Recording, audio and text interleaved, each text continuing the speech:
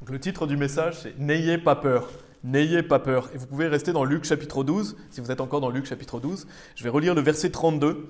Jésus nous dit « N'aie pas peur, petit troupeau, car c'est le bon plaisir de votre Père de vous donner le royaume. » Donc Jésus-Christ nous dit « N'aie pas peur », donc le fait qu'on ne doit pas avoir peur. Et aujourd'hui, je veux prêcher sur le sujet de la peur. Et ça s'inscrit dans une série de messages que j'avais commencé, je ne sais pas si vous avez rappelé, j'avais prêché sur l'affliction, j'avais prêché sur le fait de trembler à la voix de Dieu, j'avais fait un message aussi sur les consolations de Dieu, et aujourd'hui on va parler de la peur, et je ferai aussi d'autres messages dans la continuité. Donc on va voir aujourd'hui qu'il y a une mauvaise peur et il y a une bonne peur. Donc on va étudier ça bibliquement, et la grande majorité de ce qu'on appelle peur, quand vous pensez souvent à la peur, on pense à quelque chose de négatif. Et c'est juste parce que la grande majorité de nos peurs sont mauvaises. La grande majorité des peurs des personnes sont des peurs qui sont mauvaises. On peut par exemple prendre l'exemple de la peur des hommes, la peur du lendemain, la peur de mourir, la peur des événements qui se passent dans le monde. Et je vais y revenir dans le message. On voit que Jésus nous dit dans Luc chapitre 12, verset 32, « N'aie pas peur, petit troupeau, car c'est le bon plaisir de votre Père de vous donner le royaume. » Et Tristan nous a lu le contexte de Luc chapitre 12. Je vais revenir aussi sur certains versets de ce passage. Mais Jésus nous dit « N'aie pas peur » et il rajoute « petit troupeau ». Pourquoi ? Parce qu'on est le troupeau de Dieu. On est les brebis de Dieu quand on est enfant de Dieu. Quand vous êtes sauvé, vous faites partie du troupeau de Dieu. Vous pouvez aller dans Ézéchiel chapitre 34, dans l'Ancien Testament. Ézéchiel chapitre 34, je vais lire Psaume 95, verset 7 en attendant. Psaume 95, verset 7 nous dit « Car il est notre Dieu, et nous sommes le peuple de son pâturage, et les moutons de sa main, aujourd'hui si vous entendez sa voix. » Donc Dieu nous dit qu'on est le peuple de son pâturage, qu'on est les moutons de sa main. Donc il nous compare à ces moutons, enfin il dit qu'on est ces moutons ou ces brebis, et qu'on est le peuple de son pâturage. Et je vais lire dans Ézéchiel chapitre 34, si vous y êtes, on va lire le verset 11, qui nous dit « Car ainsi dit le Seigneur Dieu, voici je rechercherai mes moutons, et je m'en enquerrai. » Donc on voit encore cette notion de mouton ou de brebis en fonction de votre version. Versets 14 et 15, il est dit « Je les nourrirai dans un bon pâturage et leur parc sera dans les hautes montagnes d'Israël. Là, elles coucheront dans un bon parc et dans un gras pâturage. Elles se nourriront sur les montagnes d'Israël. Moi-même, je nourrirai mon troupeau et les ferai reposer, dit le Seigneur Dieu. » Donc on voit qu'on est comparé aux brebis, on est comparé aux moutons et qu'on est les brebis du Seigneur et donc le peuple de son pâturage. Donc ça veut dire quoi ? Ça veut dire que Dieu nous nourrit. Il nous nourrit d'un bon pâturage, il prend soin de nous, il veille sur nous. On voit que Dieu nous dit « Moi-même, je nourrirai mon troupeau et les ferai reposer, dit le Seigneur Dieu. » Et on retrouve ça dans le Nouveau Testament. Vous pouvez aller dans Jean chapitre 10. Donc on a cette notion déjà dans l'Ancien Testament, le fait qu'on est les brebis de Dieu, le fait que Dieu nourrit son troupeau, le fait que Dieu nous fait reposer dans des verts pâturages aussi. Et là, on va voir dans Jean chapitre 10, on retrouve cette notion de pâturage, on retrouve cette notion de brebis.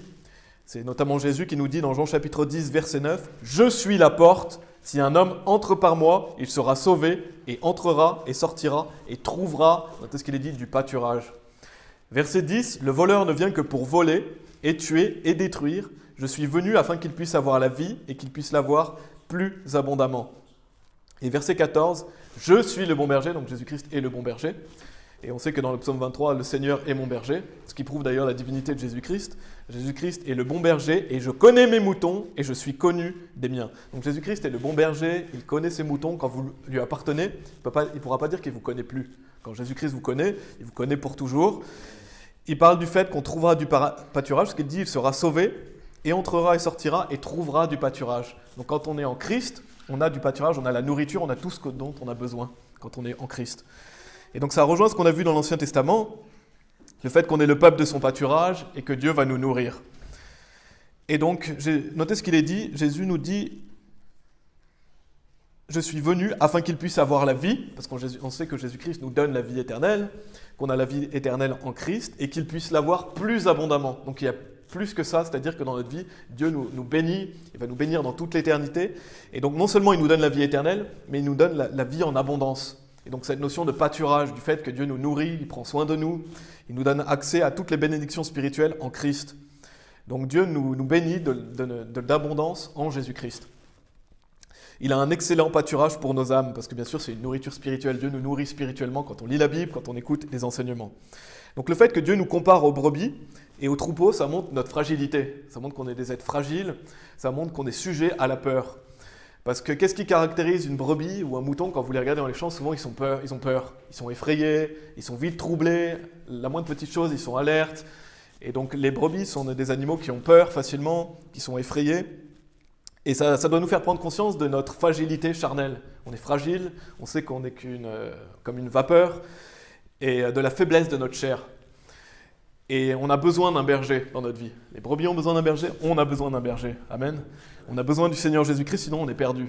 On est comme des brebis errantes et on ne sait pas où on doit aller. Donc Jésus-Christ est notre berger et Dieu nous dit de ne pas avoir peur. Donc c'est ce qu'on va voir dans ce message. N'aie pas peur, petit troupeau. Et pour finir d'introduire ce message, je vais lire plusieurs passages dans la Bible, je vais aller les lire rapidement, mais plusieurs versets qui parlent des promesses du Seigneur en termes de peur, en termes du fait d'être effrayé, le fait d'être angoissé. On va lire plusieurs versets, donc plusieurs promesses du Seigneur. Psaume 34, verset 4 nous dit « Je cherchai le Seigneur et il m'entendit et me délivra de toutes mes frayeurs. » Donc Dieu est là pour nous délivrer de nos frayeurs. Jean chapitre 14, verset 7, Jésus nous dit « Je vous laisse la paix, je vous donne ma paix. Je vous donne non pas comme le monde donne, que votre cœur ne soit pas troublé et qu'il n'ait pas peur non plus. » Donc Christ nous donne sa paix, pas la paix du monde, mais la paix éternelle. En Christ, on a la vraie paix, la paix qui surpasse la compréhension. Et il dit que votre cœur ne soit pas troublé et qu'il n'ait pas peur non plus. Donc Christ nous dit, voilà, ne soyez pas troublés, n'ayez pas peur. Deutéronome 31, verset 6, ça c'est un verset que je vous encourage à apprendre d'ailleurs. « Soyez forts et pleins de courage, n'ayez pas peur et ne soyez pas effrayés à cause d'eux. Car le Seigneur ton Dieu est celui qui marche avec toi, il ne te laissera pas et ne t'abandonnera pas. » Et Psaume 27, verset 1, donc il y a beaucoup de versets, je pourrais faire un message complet juste à lire des versets, et on n'aurait même pas fini ce soir, tellement il y a de versets qui parlent du fait que Dieu nous dit de ne pas avoir peur, d'avoir confiance en lui, de ne pas être effrayé, de se confier en lui, de ne pas être troublé. Il dit dans Psaume 27, verset 1, « Le Seigneur est ma lumière et mon salut, qui craindrais-je? Le Seigneur est la vigueur de ma vie, de qui serais-je effrayé ?» Et donc, c'est la question qu'on doit se poser. Qui craindrais-je et de qui je serais effrayé? Si vous avez Dieu, vous n'avez pas besoin d'être effrayé, vous n'avez pas besoin d'avoir peur. La seule personne dont on doit avoir peur, c'est Dieu. On va voir dans ce message. Et donc, on va voir dans ce message plusieurs points clés et plusieurs choses qui peuvent nous permettre justement d'avoir moins peur, d'être moins troublé, d'être moins effrayé. Et on va voir la mauvaise peur et la bonne peur. Et vous pouvez aller dans 1 Jean chapitre 4. Ça, c'était en guise d'introduction. Le fait qu'on est les brebis du Seigneur, que Dieu prend soin de nous, il nous nourrit. Le fait qu'on est les moutons de sa pâture. Le fait aussi que Dieu nous dit, il y a de multiples reprises dans la Bible, de ne pas avoir peur, d'avoir confiance en lui, de ne pas être effrayé, de ne pas être troublé. Et on va voir dans le premier point que je vais faire aujourd'hui, c'est les mauvaises peurs. Si vous êtes dans 1 Jean chapitre 4, je vais lire le verset 18. La Bible dit, il n'y a aucune peur dans l'amour. Donc est-ce qu'il y a de la peur dans l'amour? Non, aucune peur dans l'amour. Mais l'amour parfait rejette la peur. Parce que la peur cause du tourment. Celui qui a peur n'est pas rendu parfait dans l'amour. Donc la Bible nous montre ici que si vous avez peur, ça va vous causer du tourment. Ça va vous tourmenter. Qu'est-ce que ça peut provoquer? Des souffrances physiques, des souffrances morales, mais aussi des inquiétudes, du désespoir. Parce que la peur va provoquer des tourments. Vous allez peut-être être désespéré, inquiet, troublé. Vous aurez peut-être des souffrances physiques parce que le stress, ça impacte notre corps physique.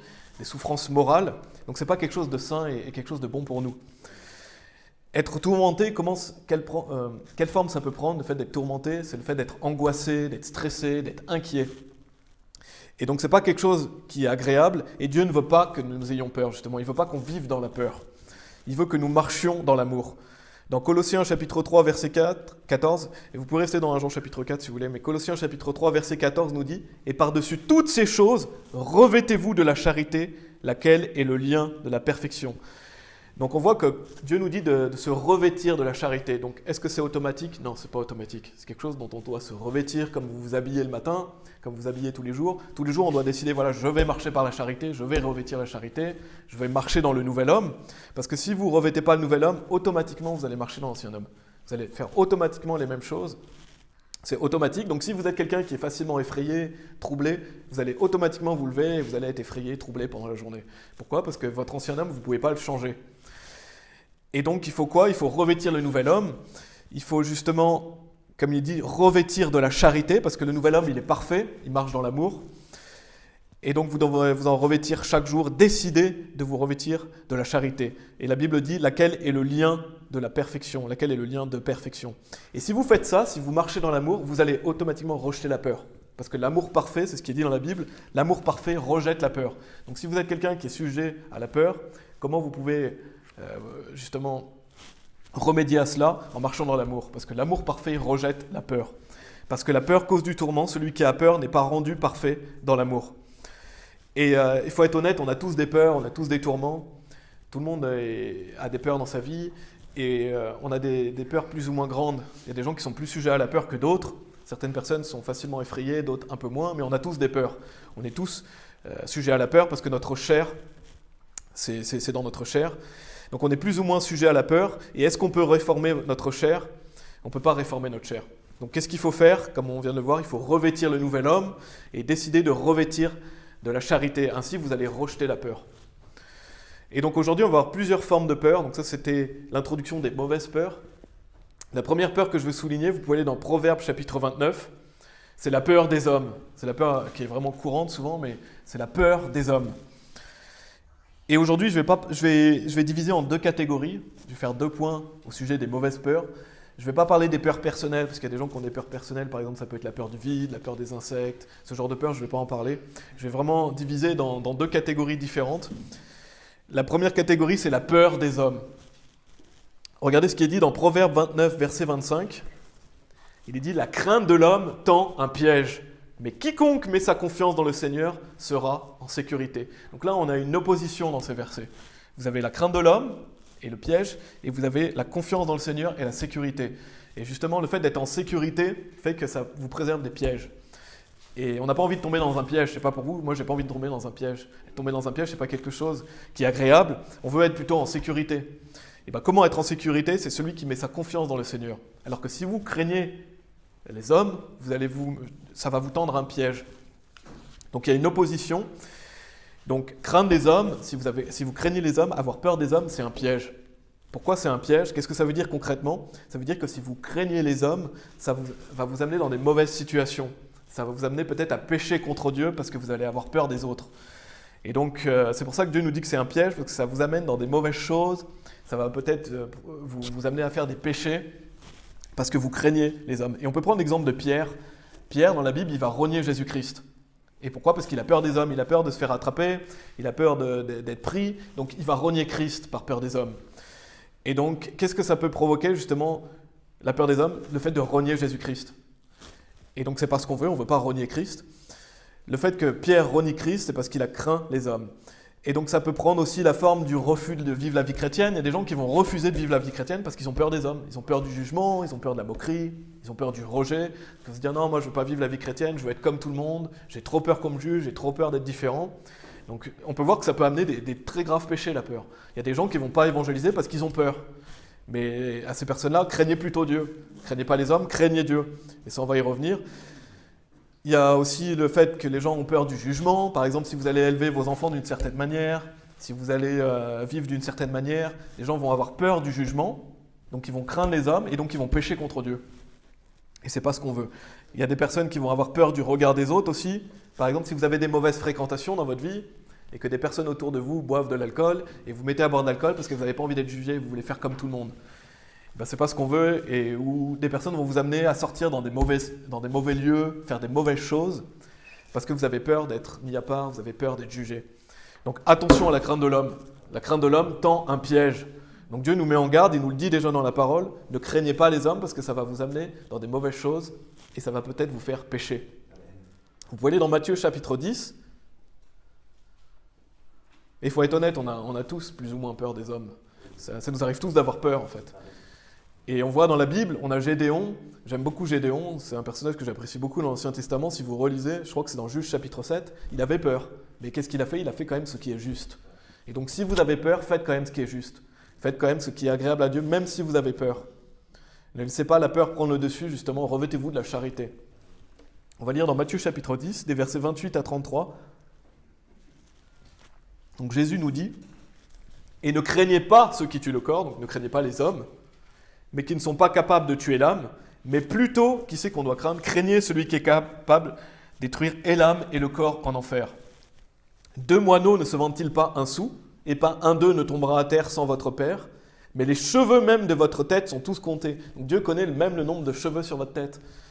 Ne craignez donc pas, vous valez plus que beaucoup de moineaux. J'aime bien quand Jésus dit ça, il dit craignez pas, vous valez plus que les petits oiseaux. Vous avez été créés à l'image de Dieu. Quiconque donc me confessera devant les hommes, je le confesserai aussi devant mon Père qui est au ciel. Mais quiconque me reniera devant les hommes, je le renierai aussi devant mon Père, lequel est au ciel. Donc qui on doit craindre, les hommes ou Dieu? C'est Dieu qu'on doit craindre. Dieu connaît tous les cheveux sur votre tête, ça veut dire qu'il se soucie de vous. Dieu prend soin de vous, il veille sur vous.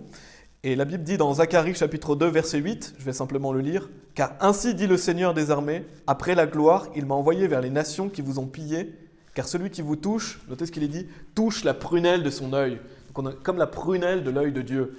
Donc Dieu nous montre à quel point il se soucie de nous.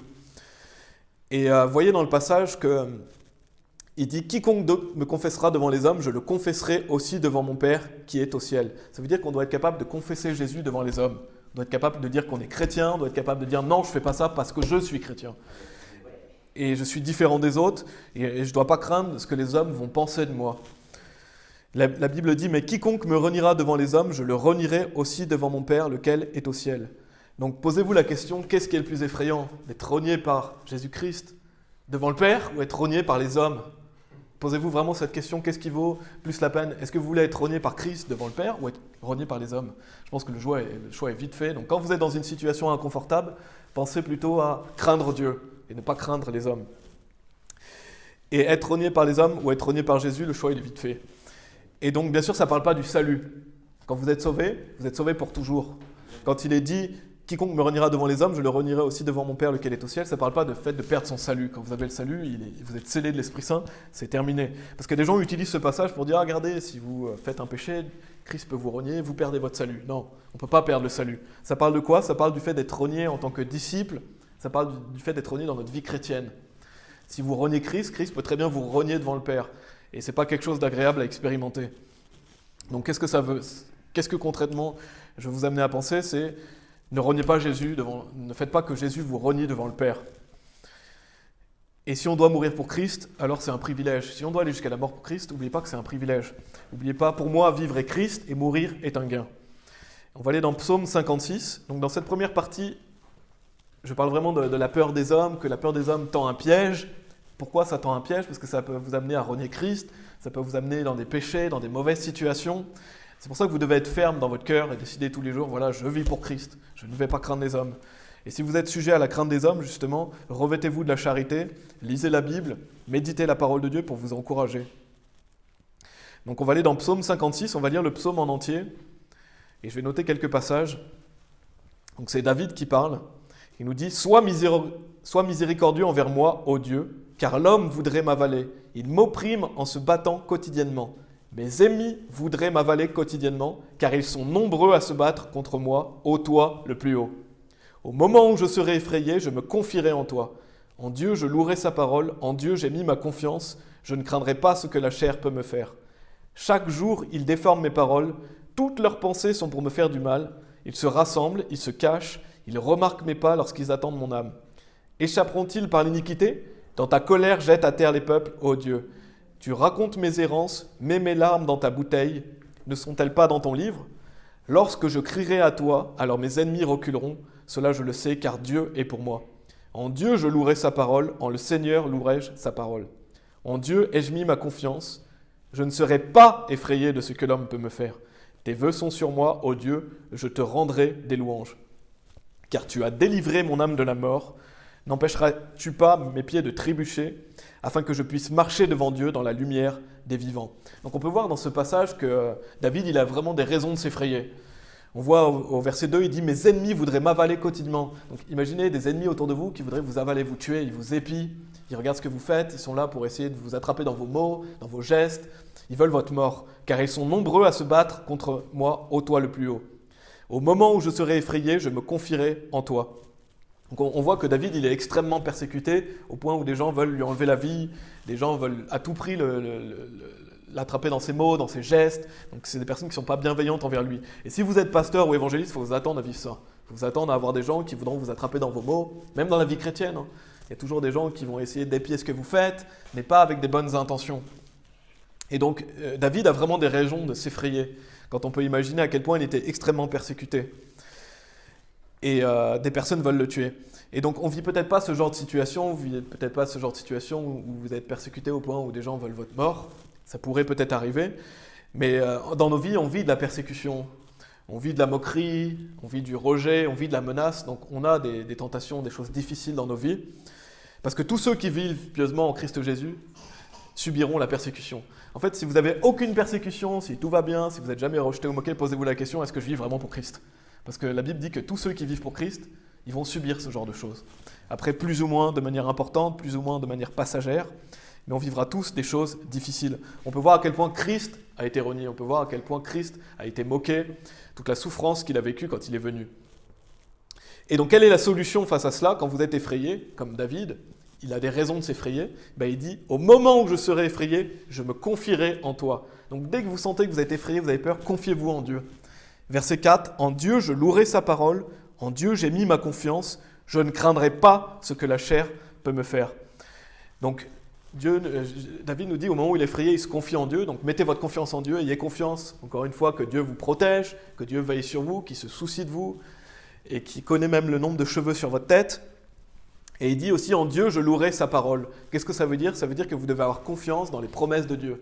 On a lu des versets, mais il y a beaucoup d'autres versets qui montrent que Dieu est là pour nous, il se soucie de nous, il dit, n'aie pas peur, je suis avec toi, je suis là pour te fortifier. Et donc, louer sa parole, ça veut dire, ayez confiance dans les promesses de la Bible.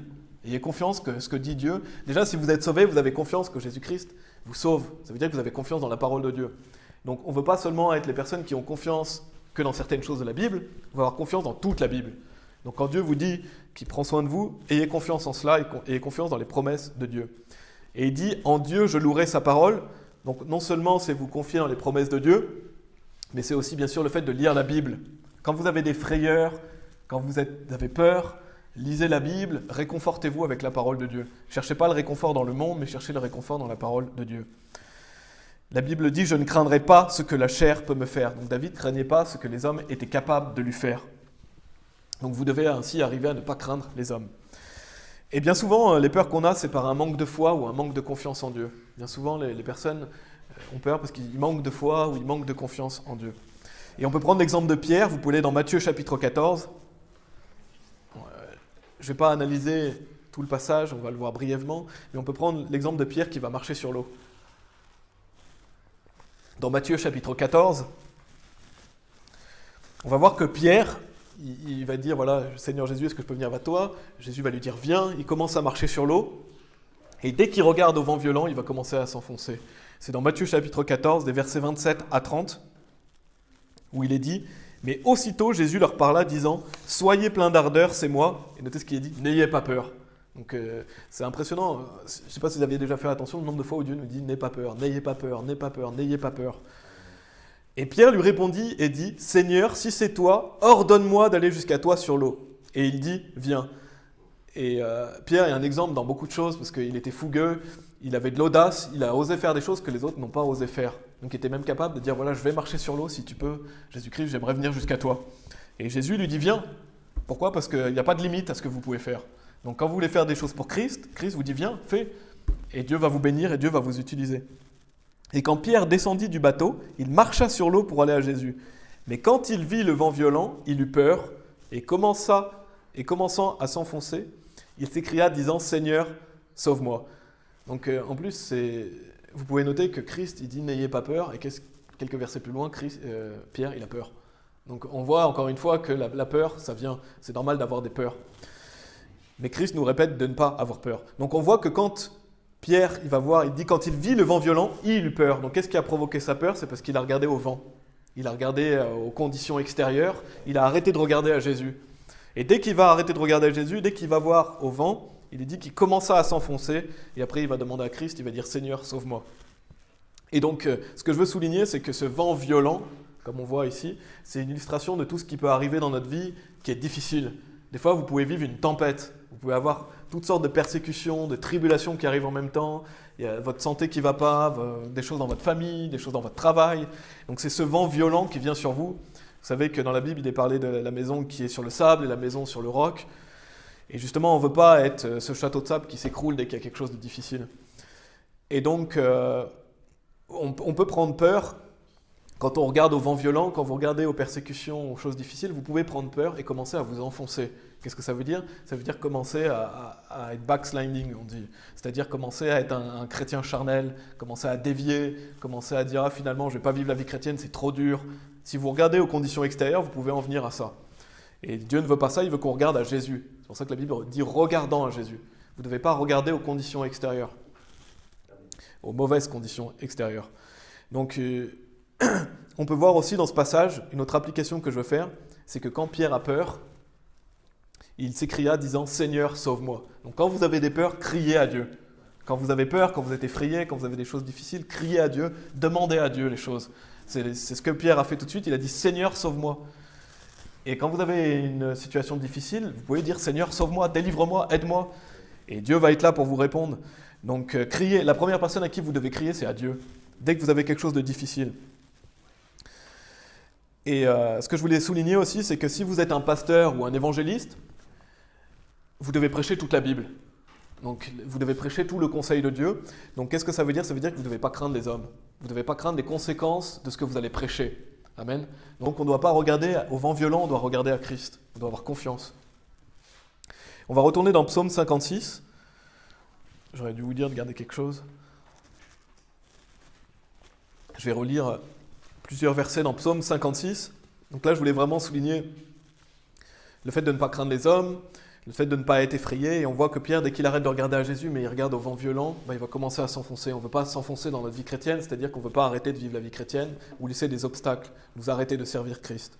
On voit dans Psaume 56, verset 5, « Chaque jour, ils déforment mes paroles, toutes leurs pensées sont pour me faire du mal. Ils se rassemblent, ils se cachent, ils remarquent mes pas lorsqu'ils attendent mon âme. Échapperont-ils par l'iniquité? Dans ta colère, jette à terre les peuples, ô Dieu. Tu racontes mes errances, mets mes larmes dans ta bouteille. Ne sont-elles pas dans ton livre ?» Et n'oubliez pas que Dieu garde vos larmes. Il dit « Mets mes larmes dans ta bouteille. Ne sont-elles pas dans ton livre ?» Donc quand vous criez à Dieu, quand vous pleurez, parce que vous avez des choses difficiles, Dieu est là, il vous regarde, il garde vos larmes. Dieu, il se soucie de vous. Dieu écoute vos pleurs et ça c'est précieux aux yeux de Dieu quand vous pleurez, quand vous criez à lui. Il est dit, verset 9, et on le revoit encore ici, ce concept, « Lorsque je crierai à toi ». Donc comme Pierre qui a crié à Jésus, il a dit « Seigneur, sauve-moi ». David dit « Lorsque je crierai à toi, alors mes ennemis reculeront, cela je le sais, car Dieu est pour moi ». Donc, comme je vous ai mentionné, une des solutions quand vous avez peur, c'est de crier à Dieu. C'est de crier Dieu qui vous délivre, c'est de crier Dieu pour qu'il vous délivre de certaines situations, ou quand vous avez des choses difficiles, et je pense que ça vous est déjà arrivé de crier à Dieu, et Dieu a agi. Des fois, Dieu répond quasiment quelques minutes après ou quelques heures après à une prière parce que vous avez crié à lui. Et ça m'est déjà arrivé. Une fois, j'ai été avec un collègue dans une voiture et il conduisait trop vite, il mettait la musique trop forte, et j'étais dégoûté, et je me disais même, je me demandais s'il ne faisait pas exprès pour m'embêter. Et j'ai crié à Dieu, je lui ai dit, Seigneur, j'ai pas envie de vivre ça, j'ai pas envie, parce que je savais que le lendemain, j'allais remonter avec lui. J'avais pas envie d'y retourner. Et j'ai crié à Dieu, et le soir même, mon responsable m'écria finalement, demain, tu seras avec quelqu'un d'autre. Et je me suis dit, waouh, Dieu a répondu à ma prière parce que j'ai pas eu à aller avec lui le lendemain. Et donc, quand vous criez à Dieu, Dieu va répondre à vos cris, bien sûr, selon sa volonté. Mais n'hésitez pas à crier à Dieu, n'hésitez pas à lui demander ce dont vous avez besoin. Donc, c'est une des solutions quand vous avez peur, confiez-vous en Dieu. Libérez vos peurs et vos émotions en les confiant à Dieu. Dites-lui justement vos peurs et ouvrez-lui votre cœur. Dans Romains chapitre 8, verset 31, il est dit « Que dirons-nous alors de ces choses? Si Dieu est pour nous, qui peut être contre nous ?» Donc si Dieu est avec vous, qui peut être contre vous? Et on le voit parce que David nous dit « Cela je le sais car Dieu est pour moi ». Quand vous avez Dieu avec vous, vous avez la majorité en fait. Dieu et vous, vous faites la majorité. Donc si Dieu est avec vous, qui peut être contre vous? Donc pour résumer un peu cette première partie, comment vaincre la peur des hommes? Si vous vous dites « Ah, comment je peux faire parce que j'ai peur des hommes? Qu'est-ce que je peux faire ?» Déjà, craignez Dieu plutôt que les hommes, parce qu'on l'a vu, la crainte de l'homme tend un piège. Donc craignez plutôt Dieu, celui qui est capable de tuer et l'âme et le corps en enfer. Et pas celui qui est capable juste simplement de tuer votre corps. Et quand vous êtes effrayé, quand vous avez peur, confiez-vous en Dieu, lisez la Bible, ayez confiance dans ses promesses, criez à Dieu et regardez à Jésus et pas au vent violent qui se déchaîne sur vous. Parce que si vous ne vivez pas actuellement des moments difficiles, et c'est une certitude, vous en aurez dans l'avenir. On a tous des afflictions, des tribulations. Donc quand vous avez des événements qui se déchaînent sur vous, regardez à Christ et soyez patient. Sachez que ça va passer. Il faut endurer quand on vit des choses difficiles, le vent des persécutions, de l'affliction, etc. Le deuxième point que je veux faire, vous pouvez aller dans Philippiens chapitre 4. Donc ça, c'était la première peur, mauvaise peur, la peur des hommes. La deuxième peur, j'ai vraiment divisé en deux catégories. Il y aurait sûrement d'autres catégories à faire. Mais je trouvais que cette catégorie, elle englobait beaucoup de nos peurs. C'est la peur de l'avenir. Et dans la peur de l'avenir, j'inclus tout ce qui est relié aux finances, au travail, à la famille, aux événements qui se passent dans le monde, logement, nourriture, maladie, mort, tout ce qui pourrait arriver en fait. Donc c'est la peur de l'avenir, la peur de ce qui pourrait arriver. Et c'est aussi donc tout ce qui se passe dans le monde, que ce soit les conflits, les guerres, tout ce qui peut se passer dans le monde, c'est la peur de l'avenir. Et donc qu'est-ce qui va arriver, qu'est-ce qui va se passer? Et il y a des multitudes de choses qui peuvent nous troubler. Il y a vraiment si en plus vous écoutez les informations, il y a plein de choses qui peuvent vous troubler et vous effrayer. Parce que les informations souvent sont faites pour ça, pour créer la peur chez les gens. Et donc ça va vous troubler, ça va vous tourmenter. Et si justement ça vous trouble et vous tourmente de lire les informations, arrêtez de les lire. Parce que sinon justement ça va vous troubler, ça va vous tourmenter. Et vous n'avez pas besoin de savoir tout ce qui se passe. Et il y aura toujours des gens pour vous dire ce qui se passe, de toute façon, donc vous n'avez pas besoin de les lire. Donc... ce que je veux noter aussi, voilà, je vais souligner ça avant d'aller dans Philippiens chapitre 4, c'est qu'on peut toujours changer ce qu'il y a dans nos vies, c'est bien de fixer les choses dans nos vies, laissez la paix de Dieu justement calmer vos inquiétudes, mais concentrez-vous sur ce que vous pouvez changer, sur ce que vous pouvez fixer, entre guillemets. Parce qu'il y a certaines choses que vous ne pouvez pas changer. Donc ça ne sert à rien de vous inquiéter pour des choses que vous n'avez pas entre vos mains. Par exemple, ce qui se passe dans le monde. Nous, on peut modifier ce qui se passe autour de nous, on peut changer la destinée éternelle des personnes, mais on ne peut pas changer le fait que voilà, une guerre qui va avoir lieu. Donc ça ne sert à rien de s'inquiéter de ça, on ne peut pas le changer. Donc je ne veux pas que vous vous inquiétez pour des choses que vous ne pouvez pas modifier en fait. Et il faut que vous réalisez aussi que la grande majorité de vos peurs, elles ne vont jamais arriver en fait. La grande majorité des choses dont vous avez peur, ça ne va jamais se passer. Il y a tout un tas de personnes qui ont peur de certaines choses, mais ça n'arrive jamais. Et pourquoi? C'est parce que c'est votre chair. Dans Philippiens chapitre 4, on va lire versets 6 et 7. La Bible dit « Ne vous inquiétez de rien ». Donc Dieu veut qu'on s'inquiète de rien. Après, comme je l'ai dit, agissez là où vous pouvez agir, fixez ce que vous pouvez fixer. Et si vous avez des inquiétudes, confiez-vous en Dieu. Mais en toute chose, par la prière et la supplication, avec remerciement, faites connaître à Dieu vos requêtes. Et la paix de Dieu, laquelle surpasse toute compréhension, gardera vos cœurs et vos intelligences par Christ Jésus. Donc quand vous avez des inquiétudes, encore une autre solution, donc c'est la même chose que crier à Dieu, mais c'est la prière et la supplication. Suppliez Dieu, priez. Quand vous avez une peur, allez directement à Dieu, confiez-lui vos peurs, priez et faites des supplications et des remerciements à Dieu. Remerciez-le pour tout ce que vous avez et tout ce que Dieu a déjà fait et tout ce que Dieu va encore faire. Et il est dit, et la paix de Dieu, donc ça c'est pas la paix du monde, c'est la paix de Dieu, laquelle surpasse toute compréhension, gardera vos cœurs et vos intelligences par Christ Jésus. Et je ne sais pas si vous avez déjà vu ce mème, je ne sais pas si vous avez déjà vu des mèmes, ce que c'est des images avec des choses humoristiques. Je le reprends parce que souvent les pasteurs américains parlent de ça. Mais il y a une image où on voit un chien et il y a toutes des flammes autour de lui, donc tout est en train de brûler et il dit « ça va bien, je vais bien ». Et ça symbolise quoi? Ça symbolise le fait que tout peut être en chaos, vous pouvez être bien en fait. Pourquoi? Parce que vous avez la paix de Dieu. Donc même au milieu du chaos, vous pouvez être en paix parce que la paix de Dieu, elle surpasse toute compréhension. Les gens diraient « mais il est fou, pourquoi il est en paix ?» C'est la paix de Dieu en fait. Et l'un des fruits de l'esprit, c'est la paix. On va aller dans Luc chapitre 12. Donc on avait lu le passage au début du message. Et on avait lu le verset 32. « N'aie pas peur, petit troupeau, car c'est le bon plaisir de votre Père de vous donner le royaume. » Donc Christ nous dit de ne pas avoir peur. Et on va lire le verset 22, où il est dit, Jésus nous parle, et il dit à ses disciples, « Par conséquent, je vous dis, ne vous inquiétez pas pour votre vie, de ce que vous mangerez, ni pour le corps, de quoi vous serez vêtus. » Et un peu plus loin, versets 31 et 32, je ne vais pas relire tout le passage, il est dit « Mais cherchez plutôt le royaume de Dieu, et toutes ces choses vous seront ajoutées. N'aie pas peur, petit troupeau, car c'est le bon plaisir de votre Père de vous donner le royaume. » Donc on voit ici justement certaines peurs qu'on pourrait avoir pour l'avenir. De quoi on va être vêtu, qu'est-ce qu'on va manger. Et Dieu nous dit, ne vous inquiétez pas pour votre vie de ce que vous mangerez, ni pour le corps de quoi vous serez vêtus. Donc Dieu ne veut pas qu'on se soucie de ces choses-là. Et comme on a vu, il se soucie de nous. Et qu'est-ce qu'on doit faire plutôt? Chercher plutôt le royaume de Dieu. C'est-à-dire mettez Dieu en premier dans votre vie, dans tout ce que vous faites, et Dieu va vous ajouter ces choses. Dieu va prendre soin de vous. Donc c'est ça qu'on doit s'occuper de faire, c'est de chercher plutôt le royaume de Dieu. Vous pouvez aller dans 1 Corinthiens chapitre 10. Donc en conclusion de ce premier point, donc le premier point c'était les mauvaises peurs, on a vu la peur des hommes, on a vu là la peur de l'avenir. Donc on ne doit pas s'inquiéter de quoi on sera vêtu, qu'est-ce qu'on aura à manger. Et ça vaut aussi pour la fin des temps. Si vous êtes inquiet en vous disant qu'est-ce que je vais manger à la fin des temps, non, ne vous inquiétez pas pour ça. Dieu le sait déjà que vous avez besoin de ces choses. Donc la solution, c'est pas de se faire un bunker avec 3 ans et demi de nourriture prête pour vivre les tribulations, c'est pas ça. La Bible nous dit je vais paraphraser, je crois que c'est de s'acheter de l'or, quelque chose comme ça. Donc c'est tout ce qui est relié à Christ, tout ce qui est relié à Dieu, tout ce que vous pouvez faire pour Dieu.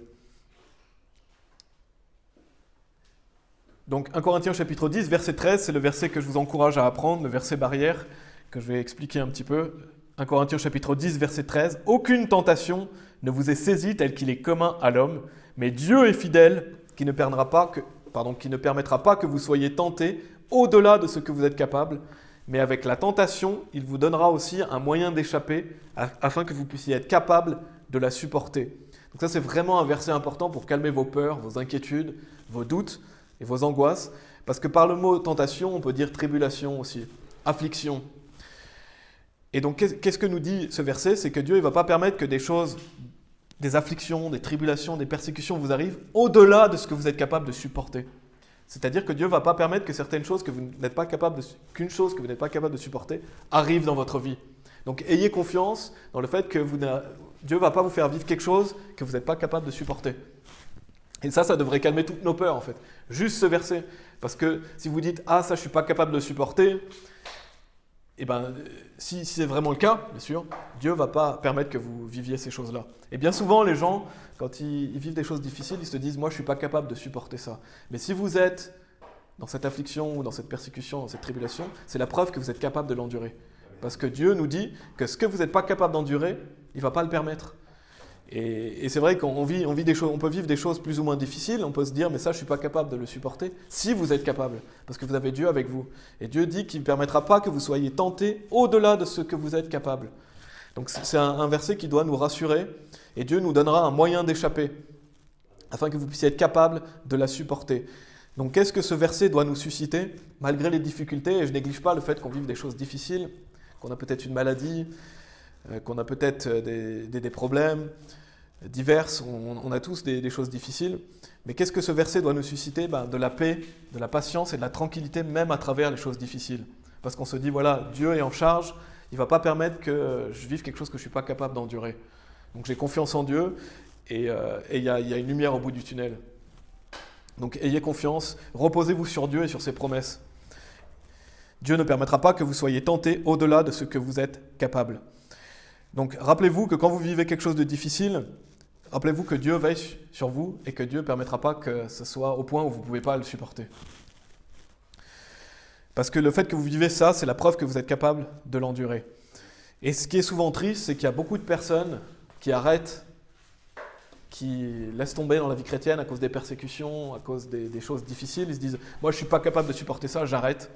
Alors qu'en fait, ils sont capables de le supporter parce qu'ils sont dedans. Et Dieu a dit que si vous êtes dedans, c'est ce qui fait comprendre, c'est que vous êtes capable de l'endurer.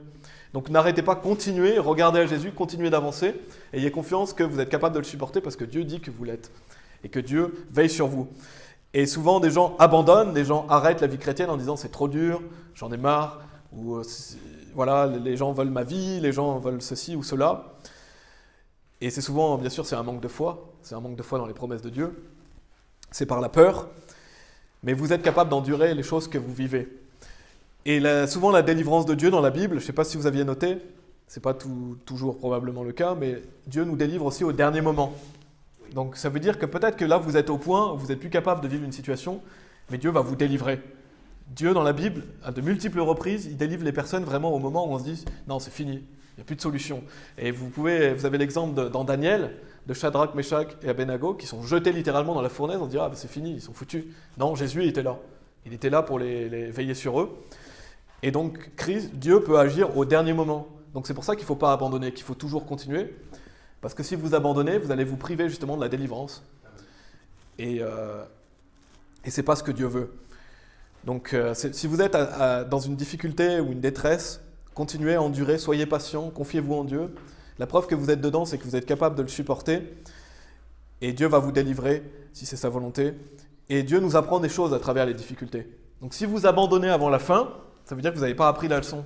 Il y avait peut-être quelque chose à apprendre pour vous. Et donc, Dieu nous fait passer des niveaux, entre guillemets, c'est-à-dire il nous aide, il nous affine, il nous rend meilleurs. Après, bien sûr, il y a des personnes qui sont persécutées, mais si vous êtes persécutés, alors réjouissez-vous, heureux êtes-vous, c'est ce que dit la Bible quand vous êtes persécutés pour Christ. Donc on voit que Dieu peut nous délivrer, et il le fait au dernier moment. Donc endurez et confiance dans la protection et le fait que Dieu vous libère. Et dans Luc chapitre 21, où il est dit « Par votre patience, possédez vos âmes ». Donc soyez patients, possédez vos âmes, c'est-à-dire justement, soyez en possession de vous-même. Ne laissez pas la peur prendre le dessus, ne laissez pas les angoisses, les frayeurs ou l'envie de tout abandonner. Non, possédez vos âmes, soyez patients. N'oubliez pas aussi que cette vie est une vapeur et que c'est rien en comparaison de l'éternité. Donc on ne doit pas se laisser entraîner par des mauvaises émotions et on doit justement revêtir le nouvel homme. Possédez vos âmes au milieu des épreuves. La Bible dit que Dieu est un créateur fidèle. Et ma deuxième partie que je veux faire, vous pouvez aller dans Psaume 34 si vous voulez. Et donc dans cette première partie, un peu la conclusion des mauvaises peurs, c'est servez Dieu sans avoir peur de ce qui va arriver. Servez Dieu sans avoir peur des hommes et sans avoir peur de l'avenir. Continuez à servir Dieu, regardez à Jésus-Christ, soyez patients et ayez confiance en Dieu. Dieu ne permettra pas que vous viviez quelque chose que vous n'êtes pas capable de supporter. Donc la deuxième partie, c'est la protection de Dieu. Elle va être plus rapide, plus courte. Et je ne vais pas trop développer ce point. J'ai déjà fait un message qui s'appelle « Dieu, notre forteresse ». Et peut-être je ferai d'autres messages à l'avenir si vous voulez l'écouter. « Dieu, notre forteresse ». Je ne vais donc pas trop parler du fait que Dieu met sa main sur nous, que Dieu est celui qui nous délivre, même si je l'ai déjà abordé, que Dieu nous protège, il fait de nous une haute tour, il est là autour de nous. Je vais surtout parler des anges. Je vais surtout parler du fait que Dieu utilise des anges pour nous protéger. Et on le voit dans la Bible, Dieu utilise des anges pour nous protéger ou pour nous délivrer. On voit dans Psaume 34 au verset 7, « L'ange du Seigneur campe autour de ceux qui le craignent et les délivre. » Et ça veut dire que Dieu, il assigne un ange autour des personnes qui le craignent, et cet ange, il campe autour de vous. Et j'aime bien ce mot « camper » parce que ça fait vraiment penser à un terme militaire. C'est comme si vous aviez quelqu'un qui il pose son campement autour de vous, il est là pour vous protéger, comme un soldat en fait. Ça veut dire que l'ange de Dieu, il est là, il fait moi je vais camper autour de lui, je vais le protéger.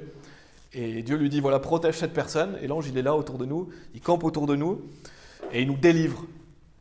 Donc j'aime bien ce mot camp, ça fait vraiment penser à un terme militaire, et cet ange peut être comparé à un soldat. Et bien sûr c'est mieux qu'un soldat physique, c'est un être spirituel, et en plus qui est au service de Dieu. Donc réjouissez-vous de savoir que Dieu utilise des anges pour votre protection. Donc craignez Dieu, si vous craignez Dieu, l'ange de l'Éternel campe autour de ceux qui le craignent, c'est une promesse. Et les délivre. Si vous avez besoin de délivrance, Dieu peut utiliser un ange pour vous délivrer. Et on va voir ce qu'un ange est capable de faire dans l'Ancien Testament, dans 1 Chronique chapitre 21. Je pense que vous connaissez déjà, mais dans 1 Chronique chapitre 21, qu'est-ce qu'un seul ange est capable de faire dans la Bible? On le voit dans 1 Chronique chapitre 21, au verset 15 et 16. Il est dit « Et Dieu envoya un ange », donc on voit un ange, à Jérusalem pour la détruire. Et comme il était en train de la détruire, donc Dieu va punir Jérusalem, il va détruire. Dieu déverse sa colère sur un peuple malfaisant. Il est dit « Le Seigneur regarda et se repentit de ce mal et dit à l'ange qui détruisait « Assez, retire maintenant ta main. » Et l'ange du Seigneur se tenait près dans l'air d'Ornan, le Jébusite, d'Ornan peut-être ça se dit. Et David leva ses yeux et vit l'ange du Seigneur qui était entre la terre et le ciel, ayant en sa main une épée nue étendue sur Jérusalem.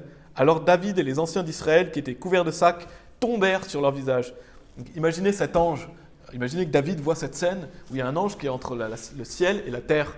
Et il est là avec son épée et il frappe le peuple. Donc imaginez la puissance de cet ange et la grandeur de cet ange. Voilà ce qu'un ange de Dieu est capable de faire. Et la Bible nous dit que l'ange du Seigneur campe autour de ceux qui le craignent. Donc voilà ce qu'un ange de Dieu est capable de faire. Et justement, ça doit nous dire, waouh, Dieu, il peut faire tout ce qu'il veut. Dieu peut nous protéger. Et Dieu utilise ici un ange pour détruire. Et on voit au verset 30, David est tellement effrayé, regardez ce qu'il est dit au verset 30. Déjà, on voit qu'il tombe sur leur visage. Ils étaient couverts de sacs, mais il est dit au verset 30, « Mais David ne pouvait pas aller devant l'autel pour s'enquérir de Dieu, car il avait peur de l'épée de l'ange du Seigneur. » Donc David a tellement été traumatisé qu'il ne voulait même plus y revenir parce qu'il imaginait encore l'épée du Seigneur qui frappait. Et donc voilà ce qu'est capable de faire un seul ange de Dieu. Et donc Dieu est puissant, Dieu est capable de vous protéger. Ayez confiance. On va aller dans Hébreux chapitre 1. Si vous voulez bien, Hébreux chapitre 1. Donc la protection de Dieu, Dieu utilise des anges pour nous protéger. Et qu'est-ce que ça doit nous conduire? Pourquoi je fais cette partie? Ça doit nous conduire à ne pas avoir peur. Et à savoir que Dieu est là et nous protège. C'est quelque chose qui est spirituel.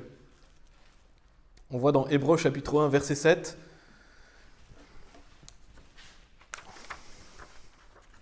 Où il est dit, et des anges, il dit, qui fait de ces anges des esprits et de ces ministres une flamme de feu? Versets 13 et 14. Mais auquel des anges a-t-il déjà dit, assieds-toi à ma main droite, jusqu'à ce que j'ai fait de tes ennemis ton marchepied? Notez ce qu'il est dit, donc en parlant des anges, ne sont-ils pas tous des esprits vivants, envoyés pour servir ceux qui sont héritiers du salut? Donc les personnes qui sont héritiers du salut, c'est les personnes qui vont être sauvées. Et donc les anges sont des esprits servants, ça veut dire qu'ils sont au service des personnes sauvées. Et donc ils sont au service de Dieu. Donc n'oubliez pas que les anges justement sont au service des personnes qui sont sauvées. Dieu met les anges à votre service. Donc c'est quelque chose qui doit nous rassurer et nous permettre d'avoir moins peur. Savoir que les anges sont là pour nous servir. Et dans Matthieu chapitre 18, verset 10, je vais simplement le lire. Vous pouvez aller dans 2 Rois chapitre 6 si vous voulez. Dans l'Ancien Testament, 2 Rois chapitre 6. Je vais lire Matthieu chapitre 18, verset 10. Il est dit « Prenez garde que vous ne méprisiez un de ces petits, car je vous dis qu'au ciel, leurs anges regardent toujours la face de mon Père qui est au ciel. » Donc en parlant des enfants, il est dit que les anges de Dieu sont devant la face du Père, les anges qui prennent soin des enfants. Donc c'est pareil, priez Dieu, confiez-vous en Dieu si vous avez des peurs, mais sachez que Dieu a des anges qui protègent les enfants. Il est dit, car je vous dis qu'au ciel, leurs anges regardent toujours la face de mon Père qui est au ciel. Et c'est pour ça que la Bible dit, prenez garde que vous ne méprisiez un de ces petits. Donc malheur aux gens qui font du mal aux enfants. Prenez garde que vous ne méprisiez un de ces petits, car je vous dis qu'au ciel, leurs anges regardent toujours la face de mon Père qui est au ciel. Les gens qui font du mal aux enfants vont avoir ce qu'ils méritent. Et pour finir ce point, donc, cette deuxième partie dans 2 Rois chapitre 6, on va lire un passage, encore une fois, pour se rendre compte à quel point Dieu nous protège à travers les anges et à travers ses armées. Il est dit, quand le serviteur de l'homme de Dieu se leva et de bonne heure est sorti, voici une armée encerclait la ville avec des chevaux et des chariots. Donc là, c'est Élisée et son serviteur. Il voit cette immense armée, cette grande armée qui encercle la ville avec des chariots et des chevaux. Et son serviteur lui dit, hélas, mon maître, comment ferons-nous? Donc on voit qu'il a peur. On voit qu'il est effrayé, il est troublé. Il dit, mais qu'est-ce qu'on va faire? Regarde, mon maître, regarde Élisée, toute l'armée qui est en face de nous. Et il répondit, n'aie pas peur. Notez encore ce qu'il est dit, n'aie pas peur. Car ceux qui sont avec nous sont en plus grand nombre que ceux qui sont avec eux. Et Élisée pria et dit, Seigneur, je te prie, ouvre ses yeux afin qu'il puisse voir. Et le Seigneur ouvrit les yeux du jeune homme et il vit. Et notez ce qu'il est dit, et voici la montagne était pleine de chevaux et de chariots de feu autour d'Élisée. Et donc on peut voir qu'Élisée était capable de voir ces choses spirituelles. C'est-à-dire qu'il avait confiance que plus nombreux étaient ceux qui étaient avec eux que contre eux. Parce qu'il savait que Dieu est déjà rien que Dieu seul, il fait la majorité avec vous. Donc là, imaginez, il y avait tous ces chariots, tous ces chevaux. Pardon, je vais lire le passage où il est dit « Ouvrez les yeux du jeune homme et il vit, et voici la montagne était pleine de chevaux et de chariots de feu. » Et donc, ces serviteurs qui avaient peur, à mon avis, quand il a eu les yeux ouverts, il avait un peu moins peur. Mais nous, on doit être capable justement de ne pas avoir peur et savoir que Dieu fait ça pour nous aussi. Dieu nous protège. Car ceux qui sont avec nous sont en plus grand nombre que ceux qui sont avec eux. Donc ayez confiance en Dieu et ayez confiance que Dieu vous protège. Donc ça me mène à mon troisième point, c'est le dernier point que je veux faire aujourd'hui et que je vais développer encore un peu plus rapidement parce que je ferai un message complet dessus, c'est sur la crainte de Dieu. Parce que le seul qu'on doit craindre, c'est Dieu. On a vu les mauvaises peurs, la peur des hommes, la peur de l'avenir. On a vu la protection de Dieu, et notamment je voulais parler surtout des anges aujourd'hui. Mais le dernier point que je veux faire, c'est que Dieu, c'est le seul dont on doit avoir peur. S'il y a quelqu'un que vous devez craindre, c'est Dieu. Vous devez craindre le Dieu trinitaire de la Bible, c'est celui qu'on doit craindre. Je vais lire 2 versets, vous pouvez aller dans Matthieu chapitre 10. Je vais lire 2 versets de l'Ancien Testament. Je ne vais pas développer beaucoup cette partie, je ferai un message prochainement sur la crainte de Dieu, parce que ça mérite un message complet. Mais Psaume 34, verset 9 nous dit « Ô craignez le Seigneur, vous ses saints, car rien ne manque à ceux qui le craignent. » Si vous dites « Oh, comment je peux manquer de rien ?» Craignez le Seigneur. Rien ne manque à ceux qui le craignent. Et Psaume 119, verset 120 « Ma chair tremble de crainte à ton égard, et je suis effrayé de tes jugements. » Donc on voit que Dieu inspire la crainte. Réjouissez-vous avec tremblement. Donc celui donc qu'on doit craindre, c'est Dieu. Si vous êtes dans une mauvaise situation, rappelez-vous que justement Dieu est à craindre. Rappelez-vous que c'est Dieu qu'on doit craindre, ce n'est pas les hommes et ce n'est pas l'avenir. Et je suis effrayé de tes jugements. Donc on l'a lu, c'est dans Matthieu chapitre 10, je voulais relire le verset 28, où il est dit « Et ne craignez pas ceux qui tuent le corps, mais qui ne sont pas capables de tuer l'âme, mais plutôt craignez celui qui est capable de détruire et l'âme et le corps en enfer. » Notre Dieu est un feu consumant, c'est celui qu'on doit craindre. Dieu est tout-puissant. Donc craignez Dieu, ne craignez pas les hommes, ne craignez pas les menaces des hommes, les persécutions des hommes, ne craignez pas ces choses-là, mais craignez Dieu. Donc je développerai ça dans un prochain message. On a vu que la crainte de l'homme, ça tend un piège. Et on est plus ou moins tous sujets à la peur, comme je l'ai dit. Pour introduire le sujet, on a tous plus ou moins des peurs, on est tous sujets à la peur, on est tous plus ou moins effrayés. Donc il faut l'admettre. Vous devez admettre, voilà, j'ai des peurs, vous devez les confier à Dieu. Mais est-ce que vous devez rester dans vos peurs et les nourrir? Non, vous ne devez pas rester dans vos peurs, vous ne devez pas les nourrir, vous devez vouloir progresser, revêtir la charité. Vous devez vouloir craindre Dieu plus que de craindre les hommes et avoir peur des hommes. Donc notre objectif, c'est de craindre toujours plus Dieu. Ce n'est pas de craindre les choses qui sont mauvaises. Donc on doit chercher à progresser dans ces domaines. Justement pourquoi? Pour ne pas tomber dans le piège de compromettre par peur des hommes. Parce que si vous avez peur des hommes, vous allez compromettre. Dans votre vie chrétienne, dans vos prédications, si vous craignez les hommes, vous allez compromettre. Parce que la peur des hommes, la crainte de l'homme tend un piège. Et aussi, ça peut aussi vous tendre un piège parce que ça veut peut-être vous conduire à arrêter de servir Dieu. Parce que vous allez laisser toutes ces choses difficiles, vous allez avoir peur de certaines choses, et vous allez avoir des obstacles. Le diable, d'ailleurs, sachez que le diable vous déteste, et le diable voudrait une chose, c'est que vous arrêtiez de servir Dieu. Le diable va faire en sorte que vous arrêtiez de servir Dieu. Donc le diable va vous attaquer, et que vous le vouliez ou non, vous êtes dans une guerre en fait. Donc si vous dites « Ah, moi j'ai pas envie de me battre », et bien que vous vouliez ou non, vous êtes dans une guerre. Et donc choisissez de vous battre pour Christ, parce que le diable va vouloir vous arrêter. Donc par des personnes, par des situations difficiles, le diable veut arrêter les gens qui servent Christ. Donc ça va arriver, donc craignez Dieu et soyez patients, persévérez dans ces choses-là, par votre patience, possédez vos âmes. Craignez Dieu. Donc en conclusion, n'oubliez pas aussi que Dieu prend soin de vous et que vous n'allez pas vivre des choses que vous n'êtes pas capable de supporter. Donc c'est normal d'avoir peur, c'est humain. Si vous dites « moi j'ai des peurs », c'est normal, c'est humain d'avoir peur. Mais faites ce qui est juste. Ne craignez pas les hommes, ne craignez pas l'avenir, mais craignez Dieu seul. Comme on a vu, comme j'ai mentionné, Gédéon a fait ce qui est juste en dépit de la peur. Et réalisez toutes les promesses de Dieu dans la Bible, ayez confiance dans ses promesses.